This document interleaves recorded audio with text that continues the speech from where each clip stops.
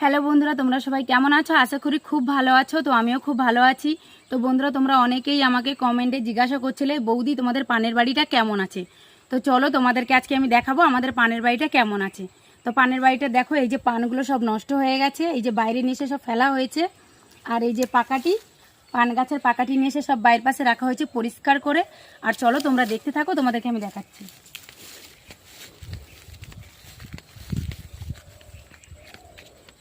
তো বন্ধুরা দেখো, এই যে আমাদের পানের বাড়ি পুরোটাই পরিষ্কার করে দেওয়া হয়েছে, কেননা গাছগুলো সবই মরে গেছিলো। এক কোমর জল জমা হয়ে গেছিলো, তার জন্য আমাদের গাছগুলো সব নষ্ট হয়ে গেছে।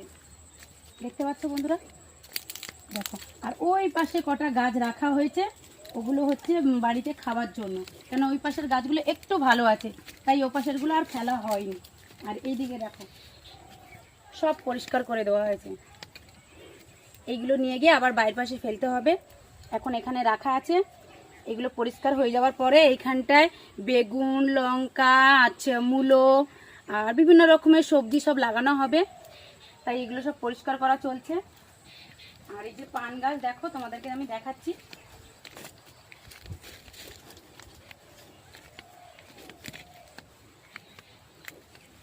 তো এই যে দেখো আমাদের পান গাছ, কি অবস্থা পানের। পান গাছ পুরো হলুদ হয়ে গেছে, পাতা দেখো। এই যে বন্ধুরা দেখো,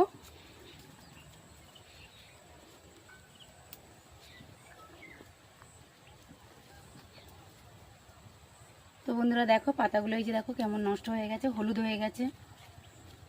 এক কোমর জল জমে যাওয়ার জন্য পুরো আমাদের বাগান বাড়িটাই নষ্ট হয়ে গেছে। এইগুলো একটু ভালো আছে তাই রাখা হয়েছে খাবার জন্য, পরক্ষণে এদেরকে আবার তুলে দেওয়া হবে। তো দেখতে দেখেছো আমাদের পানের বাড়িটা। এবার এগুলো সব পরিষ্কার করা হবে বাবা, দেখতে পাচ্ছ।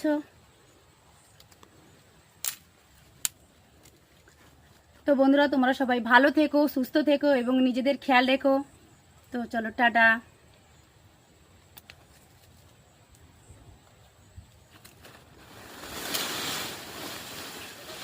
পরিষ্কার করে সব ফেলবো বাইরে।